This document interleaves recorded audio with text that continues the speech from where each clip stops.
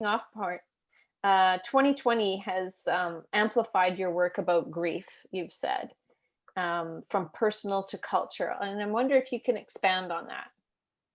Um, I had a solo exhibition at the Reach Gallery Museum this year from January to August.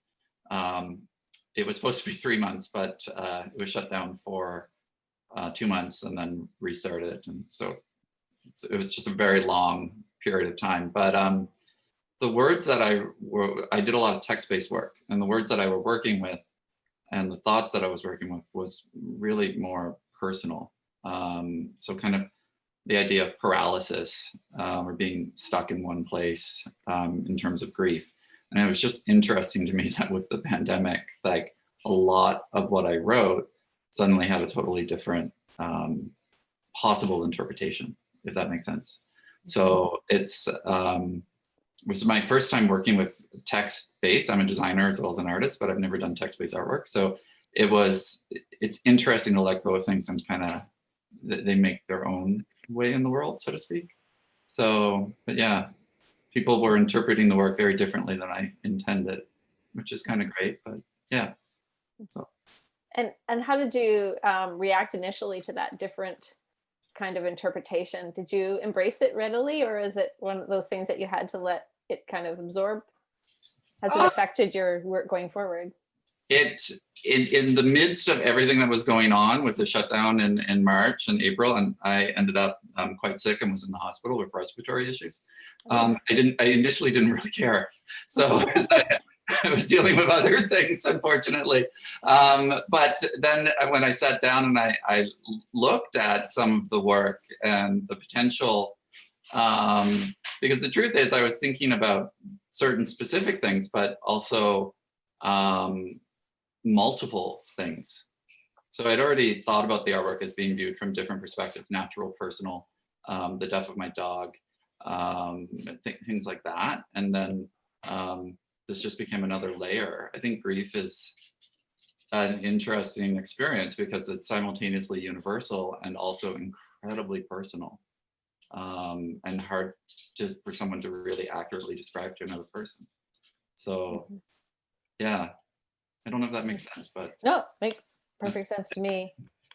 And I kind of would like to maybe get the conversation going by asking Michal if you could talk about this really interesting project that you, I don't want to say stumbled upon, but I think it was kind of a surprise that happened, this dollhouse project. Can you just talk a little, share that story, because I think it's quite amazing. Yeah, I'm a painter, and I spend my time in the UK. I lived there for 13 years. My husband and kids are British. And we were meant to spend this summer there. We had a cousin's wedding and we were so excited. And then COVID hit, and we were still hoping in March that maybe it would all clear up by the summer. But no, international travel shut down. And I got so homesick. I'm the only Canadian in my immediate family. And I got so homesick for England, and I started thinking about the neighborhood I lived in, this Victorian neighborhood. And dolls' houses are, the history in England is huge. It's sort of one of the primary places. And I've always loved miniatures. And somehow I connected, maybe I could get a doll's house and make it into my old home in England, or somehow have a little bit of that with me. And I became really obsessed with doll houses. My family was like, when is this phase going to pass? I'm like, what do you mean phase? And I started collecting doll houses. I have about 8 or 9 in my studio now. And then I started making the connection with the house and being confined to the house during COVID. And so it's a new project for me. I'm still working through how it all connects together. And we're still in the middle of it all, so it's ever evolving. And I'm studying like the miniature little things in it and the history of the dollhouse. So that is, from being a painter, I've sort of transitioned so shockingly to these small little dioramas or dollhouses.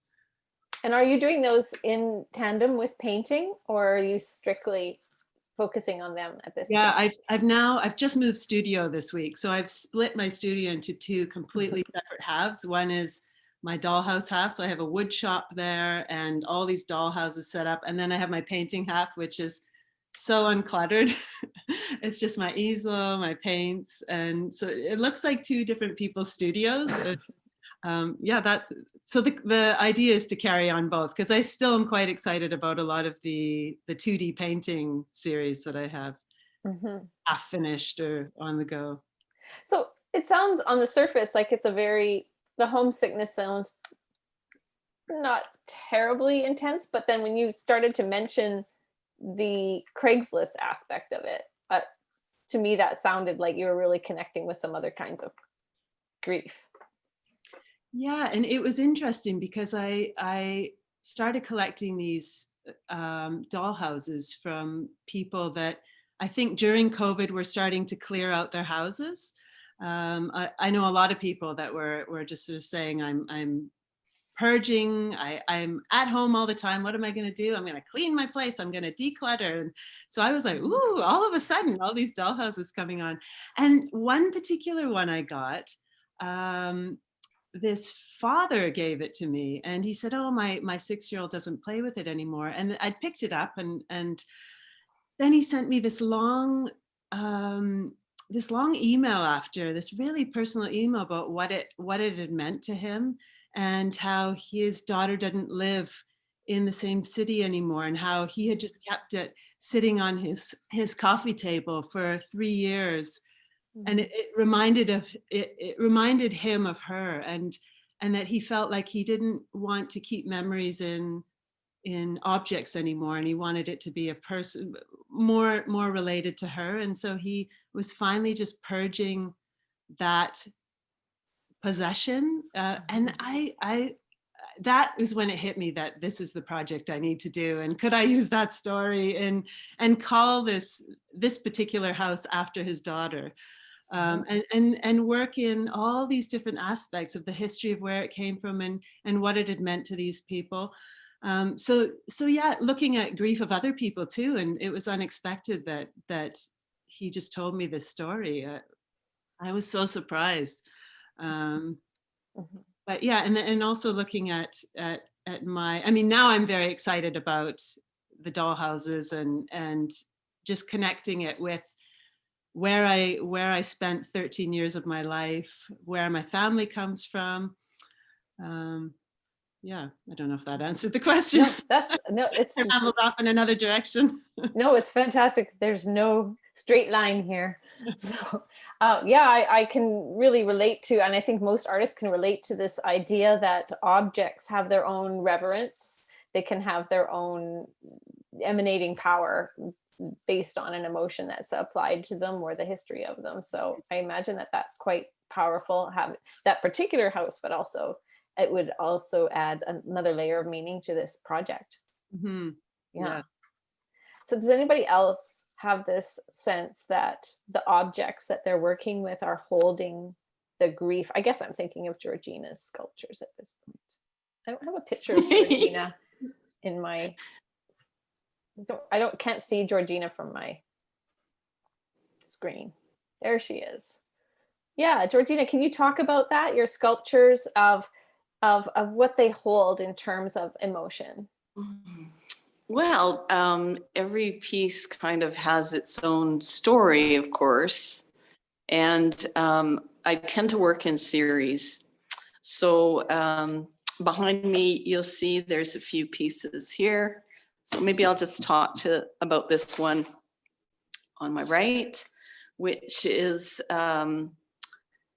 it's a piece that kind of, to me, feels like there's containment of a lot of emotion that's difficult to deal with. And yet there's a kind of a breaking through the surface at the top of the piece with the figure coming out. I don't know if you can see all of that. I'll just bring that in a little closer so we can see it. So there are little metal sutures holding some of the slabs together that the piece was built with. And there's melted steel, there's very earthy volcanic glazes on it. It's very textural. I wanted to convey a sense of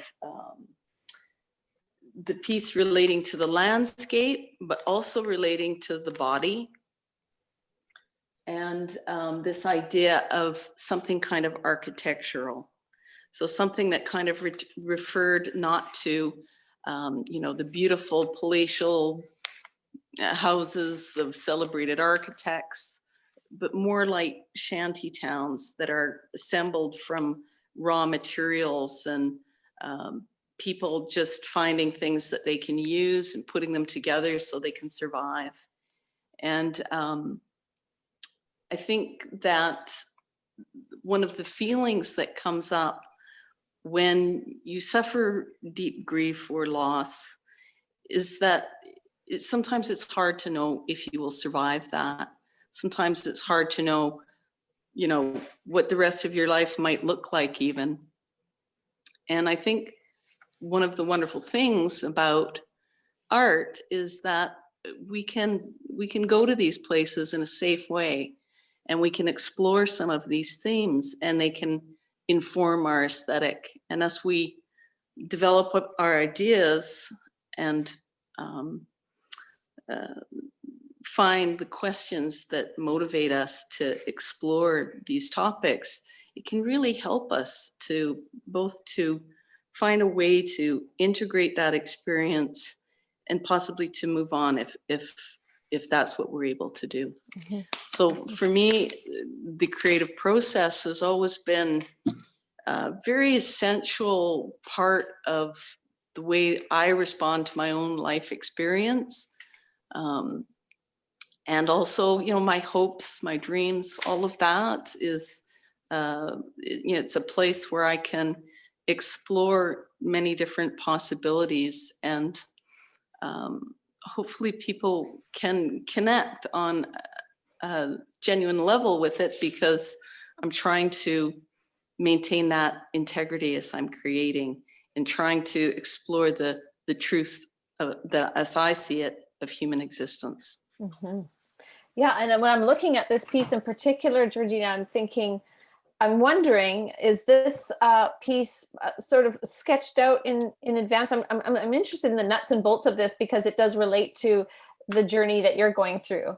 I would imagine, but maybe you could speak to that. Is it something that's pre-planned, pre-drawn out, an aesthetic that you decide on early, or is it something that just emerges?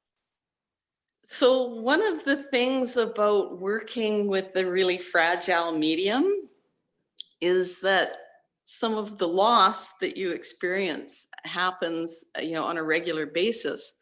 Stuff breaks and, you know, doesn't make it through the firing and all of that kind of thing. So over the years, that's really kind of consolidated my tactic of using porcelain debris in my sculpture.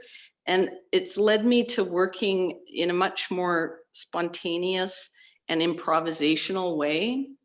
So I tend to visualize things, but I don't do a lot of drawing. I did used to, before I did sculpture, I did a lot of drawing and a lot of painting, painted for many years, but I abandoned that completely. And instead I'm just working in the materials. And that's part of how these pieces get created, is that there's a concept, like maybe here is trees, you know, this one is more column and structure. But when I get into the making of it, it's all happening very spontaneously, and it's got that organic property that comes through in the end result. Mm-hmm. Mm-hmm. Mm-hmm. Illuminating. Trevor, I'm looking at these pieces, and especially that first one you referred to, that it is, as you said, Georgina, very it has that feeling of using whatever building materials are available. It has that, and that's kind of slippage that you see, but it's also incredibly beautiful. And I think that's something that Trevor, you've really highlighted in your work, that something that is aesthetically beautiful, but that also has a subject matter that you talk about, our sad fragments live on. Can you talk a little bit about that? I think some of that thinking began with things around the natural environment. I will just do I'm going to change my desktop background because I don't, these photos are very large. So there's one of the photos, one of the pieces. So what I'm doing when I'm working on these photos, I'm looking for sunset events with large scattering impacts. So scattering is when there's enough CO2 in the air. Sorry, I'm not I don't know if I'll describe this correctly. I'm not a chemist, but when there's enough CO2 in the air that there's buoyancy to the dust. And what ends up happening is the light, as the sun sets, scatters more and extends more. So you end up with longer and more vibrant sunsets. So I'm taking those events, I'm photographing them, and then I increase the saturation in kind of a predictive model based on a scientific study looking at the paintings of Turner and other contemporaries to him who painted volcanoes, atmosphere after a volcanic eruption. So they're kind of speculative visions of what our sunsets are going to be like. And if you look at other parts of the world where there's heavy pollution, the sunsets there are equally beautiful. And there's a real thing that's beginning, it has been for a few years, where people are going on trips. There's tourism industry to go see mutilated landscapes because they're so beautiful.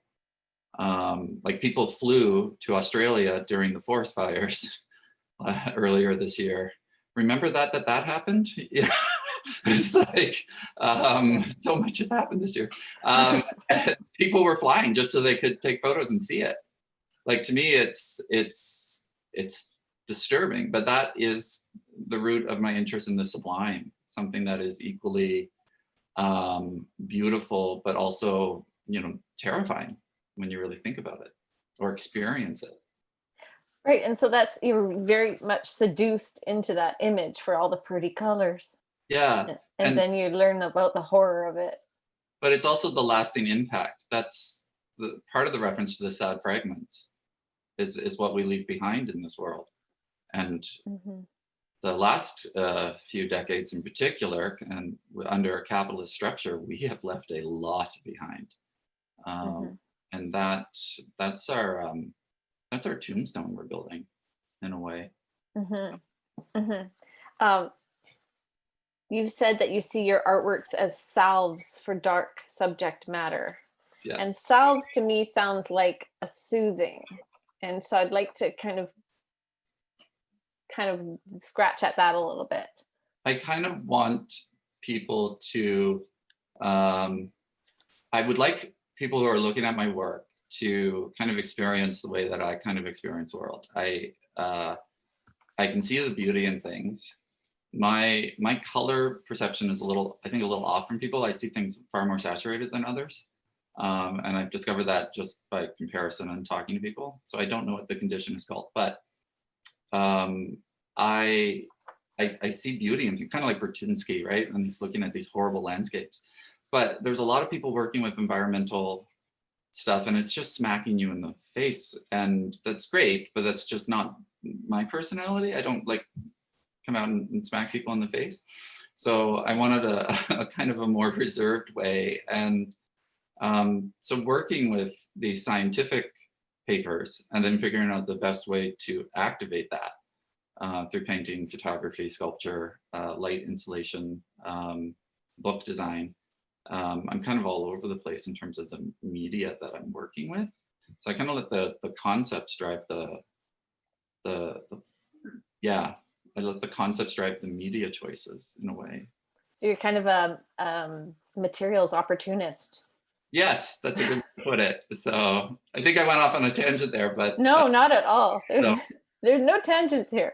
Okay. No, it's I'm really hoping that this is, like a free flowing conversation is often where, it's like all the conversation that happens in your office, usually the interesting stuff happens by the water cooler. So it's kind of Yeah. the same thing. Like, let's just water cooler this and then you'll share more, as opposed to, It's kind of, it's a good way to process too. This is, I was recently diagnosed with a cancerous tumor oh my goodness. on my lower spine. It's not going to kill me, but it's not good either. But it's funny because I spent a whole week just kind of in shock, and then now I'm showing people pictures of it and talking about how cool it is. It's just the way my mind works. There's, Wow. you have to try to remain positive in a way, but not in a find the interest in things. So yeah. Great. And I take that as very different from slapping a happy face on yourself, but you're actually Very different. Yeah. I'm happiest sometimes when I'm sad. So it's because I know that I'm processing, and that reminds me that I'm human, and I think that's really good. If you stop reacting to things, that's so yeah. Yeah, and I kind of get the sense that all three artists here tonight are, grappling with materials as a way to move through different forms of grief or loss. Does everybody, do you all feel that it's the materials help you move through, as opposed to feeling it and then expressing it on into art? Anybody?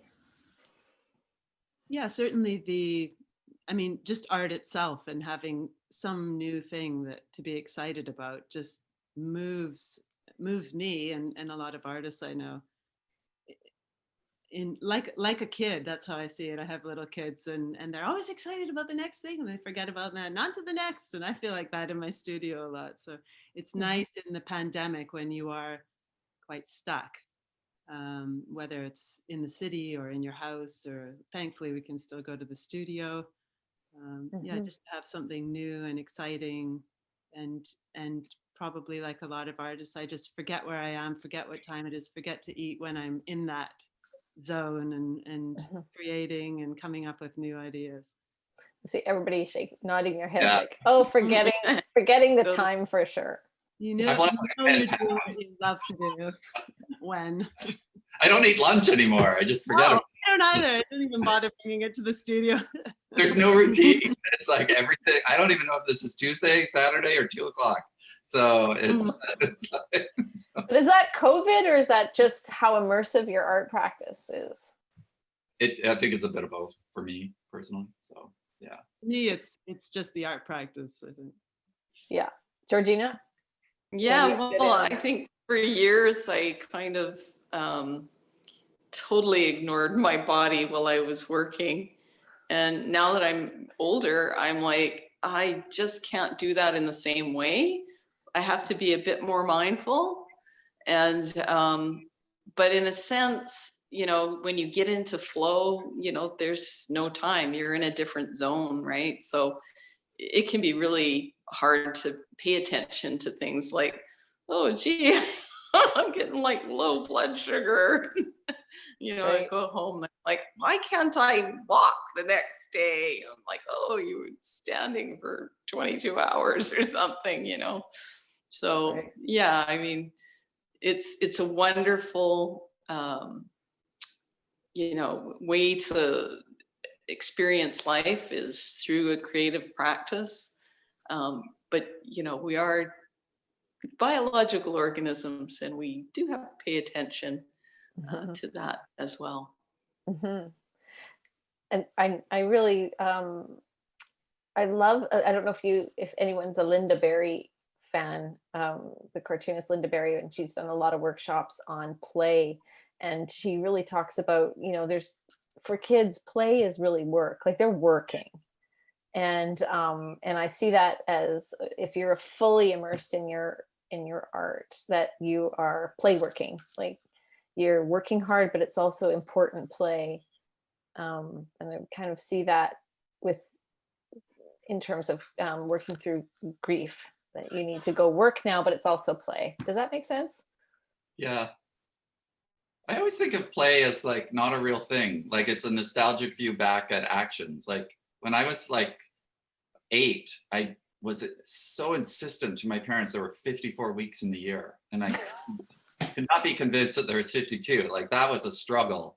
It took me a long time to accept, you know, and I look back at that now and I think, oh, that's silly. It's funny. But like when I was 8, that was like hours of thinking and counting the blocks I was an idiot, but whatever, you know, counting each day of the week. So I feel like play is always work. It's just when we think back on it, it seems less like work than it really was. There's a way of remembering that's kind of not accurate sometimes. Yeah, if that makes sense. Yeah, So, yeah. Yeah, and sometimes, you know, sometimes there are those playful times, and other times it's really like work. You know, like when I have the full-on respirator on and the earplugs and the compressor going, and I'm spraying glaze and I'm lifting heavy things, it's work. It's work. And you know, there are other times where it's like, you know, the creative flow is happening and you know, it's something else. It's not work, you know? Yeah. Mm-hmm. Do you think, Trevor, that this new diagnosis, I don't want to pry too much, do you think that this is something that's going to start emerging in work? It kind of already has. I have nerve damage all on the right side of my body. So I have reduced sense and my right side tends to tire quicker than the left side. And it's been going on for about 10 years. They found the tumor completely by accident, but it's growing out of my nervous system on my spine. So it's slowly severing the nerves. So I have an explanation for what's happening. Unfortunately, there's no real cure for it. So part of the grieving process for me has also been the limitations that I face. And I'm really insistent that I produce everything myself. And this solo show I had this year, that was a challenge. I had to let go. I had to get other people to help me assemble stuff. You know, it's just, again, it's working with the limitations. And I have good friends that I can pass around. So it's, yeah, I think it already informs. It's altered. I'm not a painter anymore. It takes too much out of me. But I still do highly detailed paper cut work, but I have to do like it in 40 minutes, and so I do a lot less of it. 40 minutes, like a week, and then I come back to it. So it takes way longer than normal. So now I'm photography, laser cutting, sculpture. That's not sculpture. That's more.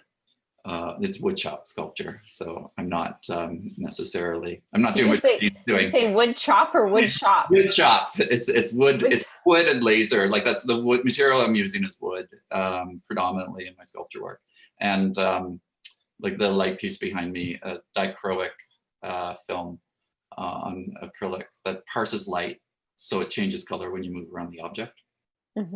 So yeah, so I've just switched my whole process more towards utilizing machines in usually unusual ways. Like I'll run the laser cutter to the closest you can get before the thing falls apart.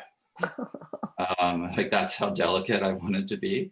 So I push the limits because I guess maybe I'm compensating because I can't do it by hand. So I want to push, but yeah. So, yeah, so not making is not an option. Not making is not an option. Like to me, like, and at the school that I teach at, VCAT, we don't do entrance portfolios, and I'm really insistent on that. I do not believe that talent or artistic ability, I don't believe you're born with it. You have to work for it. You earn it, and anyone can be creative. And like books like Drawing on the Right Side of the Brain talk about, I think it was that book, but they talk about how in North America, if we didn't drive, we wouldn't activate the right side of our brain, and we'd all go crazy because we don't value creativity, you know? So we're here functioning as professional artists, but I think everyone should be an artist. So, you know. Mm-hmm. Mm-hmm. And speaking of this delicate territory of sort of, I don't know if it's life-threatening, but you did mention, Michal, that you were in a life-threatening accident. Can you talk about that as much that you feel comfortable as it relates to your art?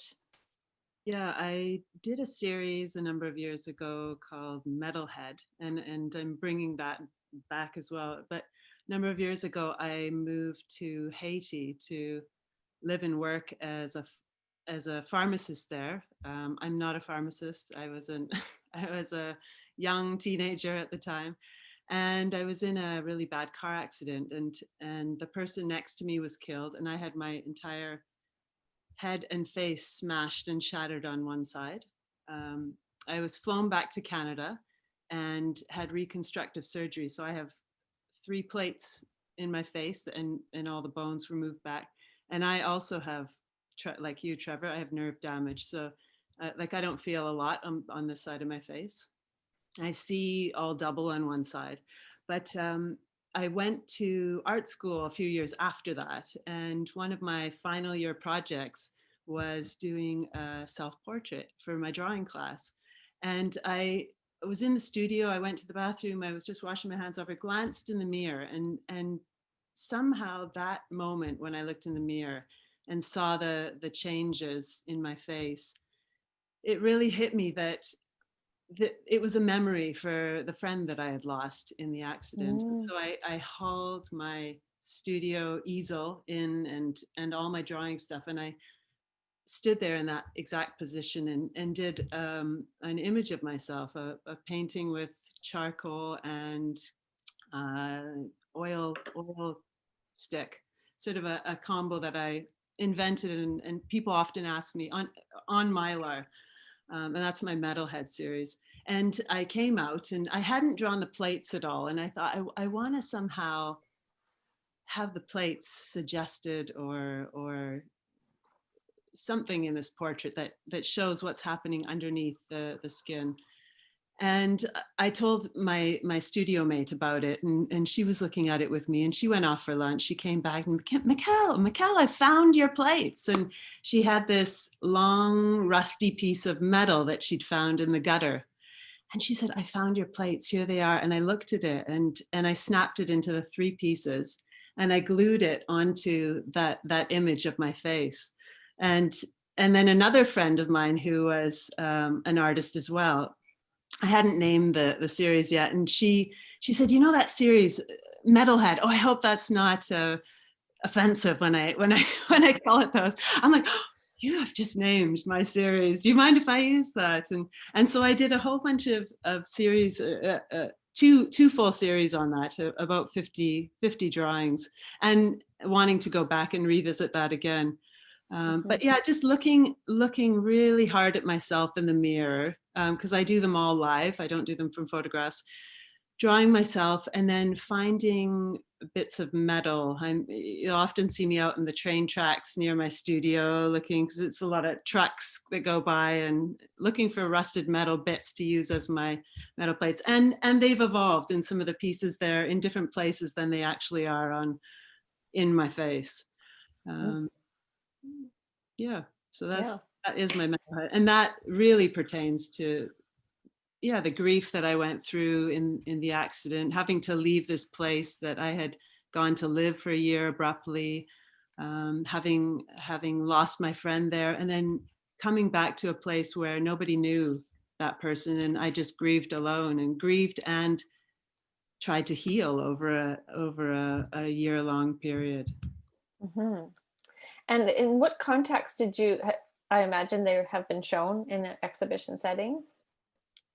I showed them, I had a show when I came back to Vancouver, and I showed them, well, I first showed that one piece in my grad show I went to OCAD in Toronto, and then expanded it a few years after that and did the whole series. So they've been shown in different galleries, different group shows, and then in previous culture crawls as well. Mhm. And is there something in that showing, in the sharing, that helps you move through your grief, do you think, or is it over by the time you're exhibiting this work? Well, it was interesting because I know that after the accident, it became such a part of my identity, that the whole accident, the experience, the loss of my friend, that it took about, I'd say for 10 years after that time, it really was so much a part of my identity that unless I told you about it, if I met you, I didn't consider that you really knew who I was. Mhm. I had another friend who had terminal cancer when she was about the same age as me, and she had the same experience, that she didn't feel people knew her until she told people about that experience. She had uh, new surgery was tested on her, and she survived, and so she was able to live past that. And yeah, and the same for me. It was just a really um, defining moment in my life and who I was. Mhm. And and really, I mean, really, to get to the thing is that I felt like I still had a purpose, because I had actually traded Mhm. seats with my friend halfway through. Oh uh, my. and she was the one that lost her life. And as a young person, I thought, should I have died? Or I came to the conclusion that I still had a purpose, still somewhere in this world, and that I wouldn't necessarily know when I had fulfilled it, but when it was fulfilled, then it was okay to go. And she had fulfilled her purpose. It's how I could process it. And then with the series, it was just sort of a constant reminder every time I drew myself and put those plates in, that this was part of my identity, and this, and just to remember my friend who had been Mhm. there up until that point. And the fact that you're bringing it back makes me wonder whether this is still very much a present part of your life. This isn't part of your past. This is ongoing. Yeah, certainly it changes. I mean, it was really, now I don't remember it every day. You know, for 10 years, Mhm. every day I would think, I'd have a thought and I would think about it. And Mhm. now it's woven into who I am, now that I'm older. And um, yeah, Mhm. Mhm. going somewhere with that thought, but there it goes. And Georgina, I'm wondering the same question, that when you exhibit your work, does that, do you have a relationship with the viewer? Is there something that's happening with the viewer that has an impact on how you're working through some of these issues of grief and loss? I really think that it's important to share what we do as creative people. I feel a big sense of completion when that happens. It's not completely satisfying just to live with my own work and just to be with my own work or just create it. I really feel like I need to share it. And I think when I meet people who really connect strongly with my work, that for me, I think that's a really important aspect of what I'm doing, because I feel like um, this is my voice and I want to be heard and I want things to change. And a lot of the things that I focus on as an artist um, have to do with those things that I feel are not just, or um, difficult or painful or dark or in some way unacceptable, or they are, perhaps they're beautiful and colorful, but there's another message there too. That's I'm thinking, for example, of these pieces over here. I'll just little mini tour of the studio. So Excellent. these pieces are, they're more colorful and bright and appear to be happy, but they were inspired by a quest for wanting to know if there was ever a time when human beings had a non-hierarchical social structure. So my work was driven by those kinds of concerns. No man is an island. No person is independent of everyone else. Everything we are and everything we do connects and affects other species, other parts of the planet, other people. And I think it's really important to acknowledge that individually and, collectively when we can come together in groups. Sometimes recognizing those things collectively can be extremely powerful. So for me, it's really important to try and make those kind of connections. And it's another aspect of the process of art making. Mm-hmm. And yeah, it's even though, as artists, you need to work solitarily a lot in the actual making, you are not in a void. So the art is there's some connective tissue in the art. Is that fair to say? Yeah. Yeah. And maybe Trevor, could you speak a little bit about your role as an educator? Do you get is there some connection to your own work through your work as an educator? Because I know that's a big part of your life. It's a big part of my life. I guess my kind of mantra is to meet people where they are.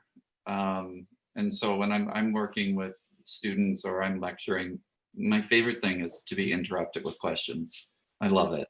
Because it's just like, that's clarifying to me what I'm not explaining, or maybe there's a different perspective or way of understanding. And so for me, it's a big part of what I do, but I focus on, it's a private school. So unfortunately, I don't have any visual arts programs, even though I'm the visual arts director. But I do the first term where they learn how to draw and they do life drawing and all that shared curriculum. But I'm mostly the head of the graphic design program. And so in that, I teach from a human-centered design perspective, in that we design for people. We design for the planet that we live in. Graphic design can be pretty horrific if you look at the negative impacts that visual communication has had. But I look at it as a human system, right? Art can encourage all kinds of behaviors. Can you give me an example of the horrific? Just so I can understand. God, advertising, trying to convince you to buy Tide Pods, and then children are eating it and dying. Right, okay, I see what you mean. So it's like, yeah. We have to be so aware, I think, in the kind of the commercial aspect of artistic production. It's kind of a joy when I get to go to the studio and work on the things I'm interested in. But I think it works my way in. I think I have more empathy for students the more I've dealt with my own struggles. So I feel like the more grief I've experienced, the more patient I have become. So, very interesting. Do other people feel that? Anybody? Certainly, yeah, the more grief, the more introspective, or just trying to figure out. I think for me, getting older is also just makes me understand grief a bit more, and try to understand what I'm doing here and what I will be happy with when I go. Not trying to accomplish so much as when I was younger, or maybe different things. I think relationships and yeah. Yeah, Georgina, you've got a longer Yeah. view. Certainly, struggles make us, I think, more empathic towards others. And, when we see other people struggling, it's like, wow, yeah, I can feel that. And, maybe I can help, or, maybe there's ways that we can communicate at a deeper level and connect on a deeper level that might help that person in another way, even an unexpected way, right? And I think all of that experience is really important to bring into our relationships with other people, because that's what makes them genuine and real and, worth having. So. Mm-hmm. Mm-hmm. It must be very gratifying to have someone take in your work and have it really resonate in a very deep level. It must be also a little bit challenging to have those opportunities right now when we don't have exhibitions or that gallery going experience. What do we make of that? What do we do with that? Yeah, I think there are so many creative solutions, and I think that things are still unfolding, but humans are creative and adaptable, and even this we're gonna adapt and find amazing creative solutions that 4 or 5 months ago would never have even occurred to us. So I'm very hopeful. Mm-hmm. Anybody else? I feel like I'm doing more this crawl than any other crawl. Wow. As a mom with young kids, the crawl is a hard time to take off Mm-hmm. all day. Whereas this, I applied for everything, and I, you have a little talk here, podcast there, and it's really doable. And I look at my studio mate who never does the crawl, and she's just completely online and doing all sorts of other things, and I'm like, yeah, that's where I'm gonna go. I think that it has forced me to look beyond just people coming into my studio, trying to get a show in a gallery, updating my website every so often. It's really made me think about the bigger picture. I know when they said they were going to do the crawl this year, I know a lot of artists, including myself, are like, what? How can they do the crawl? We're in the middle of COVID. And they had an info meeting that the artists could attend. And I thought, oh, okay, I'll just go hear what their theory is and what the crawl is going to be like. And after that, all the artists were like, this is going to be the best crawl ever. This is so exciting. They just had such a vision.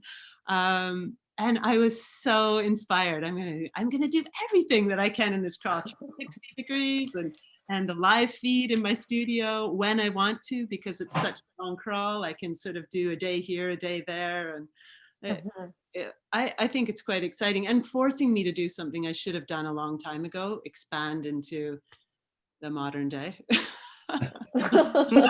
Kicking and I'm screaming. with you on that one. I like all of that stuff. I just have limited Entering time. the digital realm. I do have to say that as I've been teaching online since March. Yeah. And Wow. this has been my office, my den, and my classroom since March. And as an educator that is navigating this, I am blown away by how capable it is in terms of delivering education and getting results. Like I haven't seen any diminished results from my students, which is really exciting.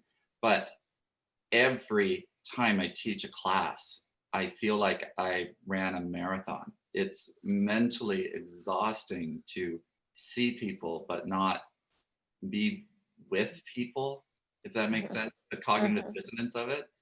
And like, I'm ready for it to be over. It's a different form of grief, right?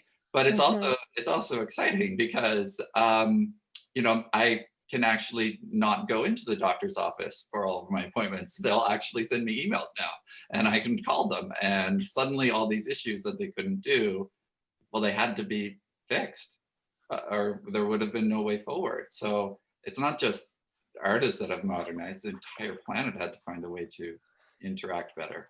But I think this digital interaction is also putting into focus the value, I think, on in person, right? And that's really, Totally. I feel like the major events that have happened this year, culturally and politically, I think they're a direct result with a lot of people having a moment to reflect. And I think it's exciting. So I just hope we reflect more in the future. So That's fascinating. Interesting. And it simplifies a lot of things. I don't know if you guys found that. I'm not going out to do this and that and all these errands anymore. I'm like, okay, I need food this week. I'll get food. And then back home or to the studio or I quite like that. All the unnecessary things. My hair is way too long and oh well. Not going to the hairdresser. We all get a pass. Yeah. I'm lighting myself with Christmas lights because I don't have a setup. So and the lights are in the wrong place. So if I don't do it, I'm in shadows. So it's innovation. Necessity is the mother of invention. Is that? That's I use that one a lot. Okay. Just because it has the word mother in it. Absolutely. Yeah. We have a question here. It says that came up with all of us being constantly inundated with visual representation. How can your work now and in the future seek to inform and perhaps change how we view our world? I'm just going to put it out there and see if any of you want to grab that. Do you want me to say it again? Yeah. With all of us, I'm right in there, right?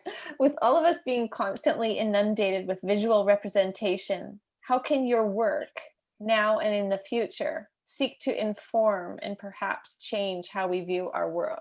Great. I love those easy questions. Yeah. Yeah. So kind of like how to get heard in a noisy world, right? And at the same time, a lot of change has happened in the world, significant change, where very few people were actually involved in making that happen. So I think you just have to trust that, whatever it is you do will have, it'll have some kind of life, it'll have some kind of impact. And, there's lots of, strategies. We can use our intellect and our technology to try and mitigate that kind of concern and promote ourselves all over the place. But at the end of the day, it's where do you want to spend your time and your life energy? And, for me, I can't worry excessively about that. I just have to do what I do and hope that, when I do make those connections with people where they have a significant connection to my work, that's important enough. That's enough. And it's a good place to start anyway. And it's Michal, do you have anything on that? Yeah, processing. Like for me, I'm not trying to think of a message to tell other people and get them interested. I'm processing my own stuff, and the natural thing that I tend to do is process it through art and just coming up with ideas. So I think for me, like one thing I'm always searching for in my art and in the way I express it is truth. And truth for me, and what am I really going through, trying to get to the bottom of it and then put something out that is truthful for me and that feels like truth. And then what I see happen is I see people come and engage with it, or I talk about it a bit, and that is how the connection. They're also a human going through lots of people going through, like my Metalhead series. People will read the little write-up. They'll look at the pieces for quite a while, and then they'll read the write-up, and then they'll want to talk about it a bit. And I always just give it a little bit and see how much they want to engage. But yeah, I think that it's just a natural human thing to recognize a truth of what somebody else is going through, and recognize that often in yourself, or you'll always find somebody with a similar journey, a similar story that has been expressed, and artists are here to sort of put that down and that's one of the things that I feel that not telling people Mhm, about what they're doing or mhm. I guess Trevor. I'm interested in, I think what I've become interested in is conversations. So that artwork could be the spark of something and kind of letting go of it. That this is a much longer story than I'll do justice in like 60 seconds with, but I had a dog named Sherlock, and I had an Instagram page for him. And he was, the best way I can describe it is like he was a mirror of my own soul. Like, and I've had lots of dogs, but I was never like as attached as like I was, obviously. But to him, when he passed away, it was like I took a whole week off work. I couldn't process. Nothing made sense. A lot of the work that I produced was processing that grief. But part of what amplified that grief for me at the time was I had an Instagram account. Friends and family followed it. I posted pictures of him.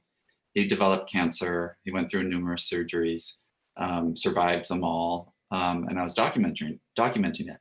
So it's like March of 2017. He had like 90 followers. By the time he died in November, it was thousands. I don't even know. And I would post pictures and just write about my grief and the perceptions that I was dealing with and things. And when he died, I received 170,000 messages. Wow. And it was so overwhelming. I had to turn off all social media for a month because every time I would open it, and I think one of the, like, it would just be like re-traumatizing. But the most beautiful thing I got, because people sent me things in the mail, this woman in Sweden sent me a journal that had all kinds of different photos of him that she took from online and other quotes and stuff. And it was a grief journal. And it came with a letter, and her son committed suicide about a decade earlier. And she made those books for her grandchildren so that they could process it. And I was just like, that was just brutal to read. Like, that was very difficult. But she felt the same grief reflected in what I was writing. And so for me, I think the moment I stopped caring about influencing, that's when people started to connect. Interesting. And I think strategizing with art it gets you so far. It can make you an art star in the world, and you can sell your work for a lot, but there's a lot of disingenuous work that's out there that is a bit overblown. No names, but but it's the real work that when you sit in a space. I'm thinking of Ai Weiwei's list of names from the children that died in the earthquake in the Chinese schools, which is just an Excel spreadsheet printed out on an entire wall. And when you're within 6 inches, you can hear the names being pronounced. And like an Excel spreadsheet is about as ugly as you're going to get. It's like, it's functional, but it's like, it just broke me when I saw that. Mm-hmm. Like, and so a lot of his work is powerful, but that was a whole other level. And there's something when I think there's power when you just don't care. I think that's really important. And I think you have to have a moment where you break. You really do. You break open, like to get very honest. Is that what when you're saying Yeah. break? Yeah. Some people it happens early in life. Some people it doesn't. Some people like hide, like I did for years, try to bury my emotions. And then it's just like, I just couldn't. So I stopped caring. I'm a happier person. So Right. yeah. Yeah, that I'm trying to grasp that. It's true that if you see any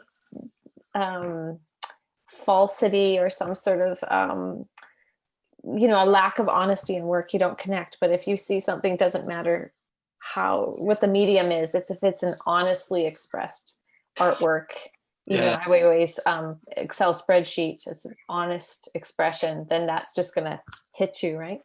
Yeah. And it has to be something that people are, I think it has to be something that people are interested in. I mean, there's a reason why the Kardashians are so popular. I don't want to discuss it, but there's a reason. But that's like people will connect to lots of stuff. the things that have the lasting impact, the things that actually have potential to change culture, are the moments when people just stop, I think, caring. It's when you have enough and you start being either demanding or brutally honest, or with others or with yourself. So That's think- fantastic. I'd like to end on that because I think that's really a positive. And I think we're sort of running out of time. It's yeah, I really love that as a wrap up. I'm really in gratitude for all of you sharing your work today. And I'm sure I'm speaking on behalf of all those who tuned in today and those who will catch the recorded panel later. So thank you very much. And it was a pleasure moderating for you today. Thank you. And I just want to say, this has been an extremely, personal and powerful and candid conversation on how you as artists are working with the grief and loss and translating that expressing that in your artwork. I'm deeply moved by the various anecdotes that you've talked about this evening, and I thank you for sharing them. And Carlyn, I thank you for facilitating this conversation as well. We do have one more upcoming conversation tomorrow, November 5th at the same time, and it's called Traversing Sensitive Territory. Carlyn will be back to facilitate that conversation as well, and I hope you can join us for that. I'm also hoping that for those of you out there who are watching this, that you'll come around and visit some of the studios, either in person or virtually. And for that, for details, you can go to culturecrawl.ca. And I hope you enjoy the rest of your evening. Thank you all. Thank you, Esther. Good night. Thank you. Good night. Good night, everybody.